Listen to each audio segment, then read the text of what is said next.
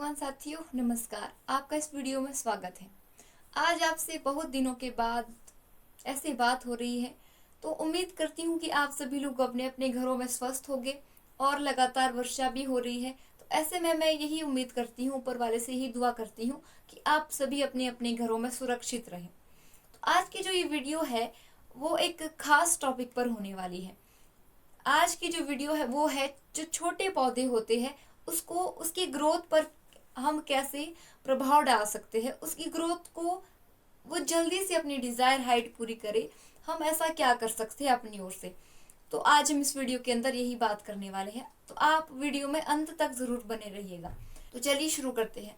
जो छोटे पौधे होते हैं सबसे पहले आपको ये ध्यान देना है, जब वो एक बार जमीन में लग गए, उसकी जड़ें स्थापित हो गई, तो वहां पर छोटे पौधे को सबसे इम्पोर्टेंट क्या चाहिए होगा, उसको चाहिए होती है धूप। क्योंकि धूप से जब पत्ते पर धूप पड़ेगी तब बनेगा कार्बोहाइड्रेट। कार्बोहाइड्रेट मतलब पौधे का भोजन, पौधे का खाना। तो जब पौधे का खाना प्रॉपर तरीके से बन रहा है, पौधे को मिल रहा है, तो वही तभी वो एक हेल्दी तरीके से ग्रो कर पाएगा। तो सबसे पहली बात ये आपको ध्यान रखनी है कि जो पौधा है उस पर धूप पड़नी ही चाहिए। दिन में लगभग 6 से 8 घंटे तक उस पर धूप पड़नी चाहिए, तब जाके वो अपना भोजन अच्छे से बना पाएगा और तब जाके वो अच्छे से ग्रो भी कर पाएगा। पहली बात ही। दूसरा, आपको नीचे सॉइल में दिखना है। दूसरी बात आती है न्यूट्रिशन मैनेजमेंट की। देखिए, हम अक्सर गलती क्या कर जाते हैं, जो न्यूट्रिशन हम बड़े पौधे को दे रहे हैं सेम वही हम छोटे पौधे के साथ भी करते हैं। जो छोटे पौधे हैं उसको जिस तरह का न्यूट्रिएंट, जिस तरह के पोषक तत्व चाहिए उसी तरह की आपको उसको पोषक तत्व देने हैं। अब छोटे पौधे को किस न्यूट्रिएंट की ज्यादा जरूरत होती है, उसका नाम है नाइट्रोजन। नाइट्रोजन छोटे पौधे को सबसे ज्यादा जरूरत छोटे पौधे को नाइट्रोजन की होती है। वो क्यों? क्योंकि उसने बढ़ना है, शूट्स बनाने हैं, नई लीव्स बनानी है। तो शूट बनने में और पत्ते बनने में नाइट्रोजन का बहुत अहम रोल होता है। नाइट्रोजन से ही वो सारी चीजें हो पाती है। तो नाइट्रोजन पौधे को सबसे ज्यादा जरूरी चाहिए होता है छोटे पौधे को ग्रो करने के लिए, बढ़ने के लिए। तो आपको छोटे पौधे को नाइट्रोजन का ध्यान देना है। और बाकी न्यूट्रेंट भी, सहायक न्यूट्रेंट्स की जरूरत भी होती ही है, लेकिन सबसे मेन न्यूट्रेंट की यदि हम बात करें तो वो छोटे पौधे को नाइट्रोजन होता है। तो आपको पौधे को नाइट्रोजन देनी है। दूसरी बात ये। तीसरी बात ये, अब आप कहते हैं कि धूप भी ठीक है, न्यूट्रिशन भी ठीक ठाक जा रहा है, लेकिन फिर भी पौधा ग्रो नहीं कर रहा है। तो आपको एक बात यहाँ पर ध्यान देनी है, आपको आपकी मिट्टी का सॉइल चेक करवाना है, सॉइल टेस्ट करवाना है मिट्टी के पीएच का। देखिए, जो पौधा है, सेब का पौधा है, इसको ग्रो होने के लिए जो मिट्टी का सही पीएच है वो होना चाहिए 5.5 से 6.5, इसी बीच में मेंटेन रहना चाहिए, तब जाके पौधा अच्छे से ग्रो कर पाता है। लेकिन यदि 6 से आगे है, 7 है, 8 है, तो वो एल्किलाइन होता है, यानी कि क्षारीय होता है। यदि 5 से पीछे है, 4, 3, 2, 1, तो वो अम्लीय यानी कि एसिडिक होता है। तो यदि क्षारीय और अम्लीय मिट्टी है तो उसमें पौधा अच्छे से ग्रो नहीं कर पाता है, न्यूट्रिएंट्स को वो अपटेक नहीं कर पाता है।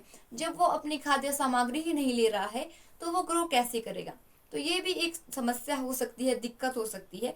आपको सॉइल का पीएच चेक करवाना है। यदि सॉइल पीएच ठीक है तो कोई दिक्कत नहीं है। यदि सॉइल पीएच आपका गलत आता है, मान लीजिए आपका एसिडिक है मिट्टी, आपकी जो सॉइल पीएच है उसमें टेस्ट में ये आया है कि आपका जो सॉइल पीएच है वो 6 से पीछे है, 5 है, 4 है, 3 है, तो आप क्या करेगी? तो आप क्या करेंगे, आप वहां पर यूज करेंगे भूजा हुआ चूना, यानी कि कैल्शियम कार्बोनेट का इस्तेमाल भी कर सकते हैं और कैल्शियम नाइट्रेट का भी इस्तेमाल कर सकते हैं। मैं केमिकल्स फार्मर की बात कर रही हूँ, तो वो ये यूज कर सकते हैं। और जो नेचुरल फार्मर्स है वो यूज करेंगे वुड ऐश का। जो लकड़ी की राख होती है, हम लकड़ियां जलाते हैं, उसकी राख को एकत्र करके आपको इकट्ठा करना है एक जगह पर। आप कट्टे में भी रख सकते हैं, कहीं पर आप उसको स्टोर करना है, फिर आप उसका यूज कर सकते हैं। क्योंकि उस राख में 25% कैल्शियम होती है और जो कैल्शियम कार्बोनेट है उसमें 40% कैल्शियम होती है। तो वो क्या करती है, उस एसिडिक मिट्टी को वो मेंटेन रखने में मदद करती है। मेंटेन उस लेवल तक लेकर के उसको आएगी जो पौधे को ग्रो करने के लिए सहायक है, जो पौधे को ग्रो करने के लिए सही है। तो ये तो हुई बात यदि एसिडिक है। यदि एल्केलाइन है, क्षारकीय है, यानी कि 6 से आगे पीएच आ गया, तो आप क्या करेंगे? तो आप जो केमिकल फार्मर्स है वो यूज करेंगे सल्फर का। सल्फर में सल्फर एसिडिक होता है, तो वो मिट्टी के पीएच को पीछे लेकर के आएगा, मेंटेन रखेगा। और इसके अलावा आप क्या यूज कर सकते हैं, जो नेचुरल फार्मर्स है वो यूज करेंगे, जो प्राकृतिक वनस्पति होती है उसमें कुछ एक ऐसे पेड़ होते हैं जिन पेड़ पौधों की पत्तियां आगे से नुकीली होती है, नीडल की तरह। तो वो पत्तियां कैसी होती है, उसमें एसिड पाया जाता है। तो ऐसी पत्तियां, जैसे जो चीड़ का पेड़ है उसकी पत्तियां भी ऐसी होती है। और यहाँ पर हमारे एरिया में एक, उसका नाम हम, एक पेड़ है उसको यहाँ की लोकल लैंग्वेज में बान कहा जाता है। तो उसकी पत्तियां भी आगे से नुकीली होती है, यानी कि उसमें एसिड होगा। तो आप उसका आच्छादन करें ठीक ढंग से, वो क्या करेगा, वो आपकी मिट्टी में जो उस पत्ते में एसिड था आपकी मिट्टी में उसको वो छोड़ देगा और क्षारकीय मिट्टी को सामान्य लेवल तक वो लेकर के आता है। लेकिन इसके बाद ध्यान रहे, जब मिट्टी सामान्य हो गई है तो आपको उसके बाद उसका इस्तेमाल नहीं करना है, क्योंकि उसके बाद वो आपकी मिट्टी को एसिडिक बना देगा। यानी कि मेंटेन लेवल तक तो ठीक है, लेकिन उससे पीछे यदि चला गया तो आपके लिए दो गुनी समस्या हो जाएगी। तो आपको इस बात का ध्यान रखना है। तो ये तो हुआ सॉइल पीएच। और आपको क्या करना है, और आपको आपकी मिट्टी को खाली नहीं रखना है, आच्छादन का इस्तेमाल करना है। ऐसा क्यों?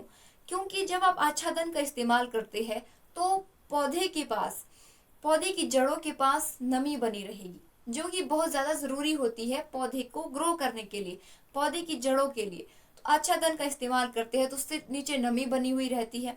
और साथ ही साथ मिट्टी में जो सूक्ष्म जीवाणु, जो छोटे छोटे से मासूम से बैक्टीरियाज होते हैं, वो काम करने वाले जीवाणु, उनको भी काम करने के लिए अच्छा माहौल बन जाता है।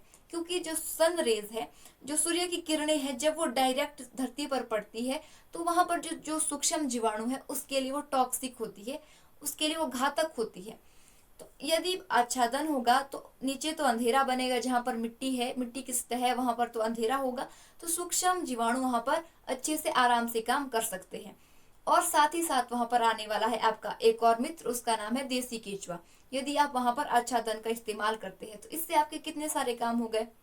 पहला तो ये कि नमी बनी रहेगी ये, और उसके बाद सूक्ष्म जीवाणु जो न्यूट्रिएंट्स को अवेलेबल फॉर्म में कन्वर्ट करवाते हैं वो, और तीसरा केंचुआ जो न्यूट्रिएंट्स को वहां तक लाता है, पौधे की जड़ों तक लाता है। तो तीन चीजें आपकी यहाँ पर क्लियर हो जाती है, तीन चीजें, तीन तीन बेनिफिट्स आपको मिलते हैं। वैसे तो आच्छादन के बहुत सारे बेनिफिट्स है, लेकिन यदि उसकी बात यहाँ पर मैं करने लगी तो वीडियो काफी ज्यादा लंबी हो जाएगी।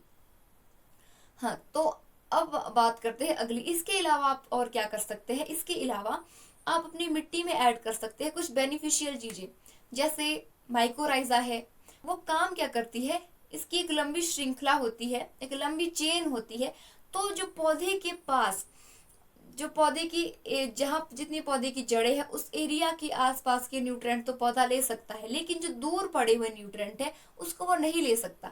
तो यदि माइकोराइजा जमीन में है, वो क्या करेगा, उसकी एक लंबी सी श्रृंखला होती है, तो वो दूर पड़े हुए न्यूट्रिएंट्स को उठा करके पौधे की जड़ को दे देता है। एक लंबी श्रृंखला बनाता है, दूर दूर से न्यूट्रिएंट्स को लाता है, जैसे यहाँ से यहाँ पर देगा, यहाँ से आगे ऐसे करके पौधे की जड़ तक पहुंचा देता है, और पौधे की जड़ के साथ वो अच्छे से कनेक्टेड होता है। तो वो पौधे को न्यूट्रिएंट्स प्रोवाइड करवाता है, न्यूट्रिएंट्स देता है। तो माइकोराइजा ये काम करता है। आप माइकोराइजा इंट्रोड्यूस कर सकते हैं मिट्टी के अंदर। और इसी के साथ साथ जो बेनिफिशियल फंगाई है, बैक्टीरिया है, जैसे ट्राइकोडर्मा है, सूडोमोनास है, इस तरह की बेनिफिशियल फंगाइज को आप अपने मिट्टी के अंदर ऐड कर सकते हैं, क्योंकि ये बेनिफिट ही पहुंचाने वाले हैं, कोई घाटा इससे आपको नहीं होगा। तो इससे पौधे को ग्रो होने में बहुत ज्यादा मदद मिलेगी। इसके अलावा आप इस्तेमाल कर सकते हैं जीवामृत का और घन जीवामृत का। यदि आप केमिकल फार्मिंग करते हैं, चाहे आप ऑर्गेनिक फार्मिंग करते हैं, तो भी आप जीवामृत का इस्तेमाल कर ही सकते हैं। आजकल तो वक्त भी बढ़िया है, बारिशें हो रही है, नमी ठीक ठाक है, तो आप ऐसे ही जीवामृत का इस्तेमाल कर सकते हैं। जीवामृत खूब काम करने वाला है सॉइल के अंदर में। तो एक बार इस पूरी वीडियो का कंक्लूजन हम निकाल देते हैं। पूरी वीडियो में हमने किन किन पॉइंट्स के बारे में बात की, किन किन बातों को आपको ध्यान में रखना है। तो सबसे पहले तो धूप होनी चाहिए पौधे के लिए, और दूसरी बात है आपको न्यूट्रिशन मैनेजमेंट देखना है, नाइट्रोजन आपको ज्यादा देना है। तीसरी बात, आपको सॉइल पीएच देखना है, चेक करवाना है, सॉइल पीएच का आपको ध्यान रखना है। चौथी बात, आपको मल्चिंग पौधे के प्लांट बेसिन में करनी है। अच्छा, आप मिट्टी में बेनिफिशियल चीजें ऐड कर सकते हैं। जो पौधे को ग्रो होने में उसकी हेल्प करती है। तो आई होप आपके जो जिन बागवानों का मुझसे क्वेश्चन था आपको उसका आंसर भली भांति मिल ही गया होगा। तो आपको अब करना क्या है, आपको इस वीडियो को शेयर करना है सभी बागवानों तक, क्योंकि सभी की ये प्रॉब्लम्स होती है। तो मैं चाहती हूँ कि आप इस वीडियो को उन तक पहुँचाएं, उनकी हेल्प करें, और इस वीडियो को लाइक भी कीजिए यदि आपको पसंद आई है, और कमेंट बॉक्स में ज़रूर लिखिएगा कि मैं अगली वीडियो किस विषय पर बनाऊं। तो आपसे होगी मुलाकात अब ऐसे ही किसी नई वीडियो में। तब तक के लिए अपना ख्याल रखिए। नमस्कार, जय हिंद, जय भारत।